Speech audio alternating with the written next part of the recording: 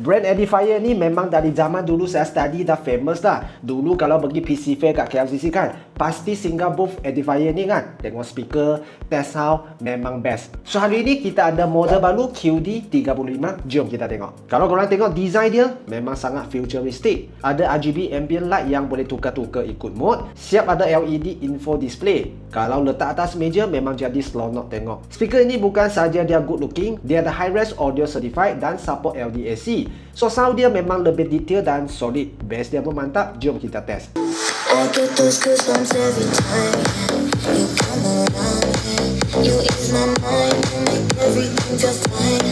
Worry about those problems. Boleh sambung dengan Bluetooth 5.3, aux, USB ataupun RCA. Nak connect ke laptop, TV ataupun konsol PS5 pun tak ada masalah. Dan kalau nak lebih senang lagi, kita boleh download apps dia dan kita boleh adjust dalam apps. Yang ni unexpected. Speaker ini dia ada port USB fast charging. So waktu nak dengar lagu, korang boleh terus charge phone sekali. Memang jimat ruang, jimat plug dan satu device dua function. Bagi saya QD35 ini memang sesuai untuk orang yang kerja dengan PC setup, student ataupun gamers yang suka speaker yang cantik. Saiz dia medium-medium, tak besar sangat, tak kecil sangat. So memang sesuai untuk kebanyakan tempat. So korang yang berminat kan boleh order sekarang. Kalau ada soalan, komen di ruang komen.